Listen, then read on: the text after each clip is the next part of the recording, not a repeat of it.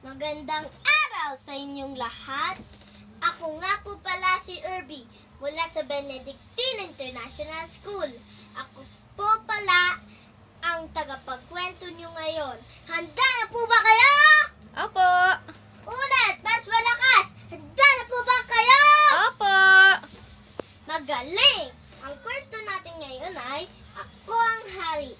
Kwento ni Segundo D. Matias Jr. Iginuit ni Robbie Jesher R. Saligumba. Minsan sa isang gubat ay naglalakad ang isang lobo. Nakita niya ang isang batang leon na nagpapahinga sa ilalim ng puno. "Sino ka? Anong ginagawa mo sa lupain ito?"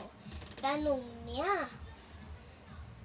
"Hindi mo ba alam na ako ang hari ng kagubatan?" Pagmamayabang ng lobo. Isang matipid na ngiti ang isinukli ng batang leon. "Kailangan mo magbigay galang sa akin. Sumama ka na sa akin sa pinakamataas na bundok. Naroon ang iba pang mga hayop para irangin akong bagong hari ng gubat." "Opo," sagot ng batang leon. Naglakad ang lobo kasama ng batang leon. Huminto sila sa isang ilog. "Ang ilog na iyan ay mapapasa akin dahil ako ang pati na ang mga isda dyan dahil ako ang hari," sabi ng lobo.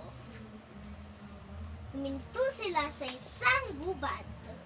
"Ang mga punong iyan ay sa akin din dahil pati na ang mga ibon at bunga dahil ako ang hari." Napadaan sila sa magagandang burol. "Nakikita mo ang mga luntiang burol na yan? Sa akin lahat yan dahil ako ang hari," sabi muli ng lobo. Dumaan sila sa isang malinaw na batis. "Ako lang ang maaaring maligo sa malinaw ng tubig nito dahil ako ang hari."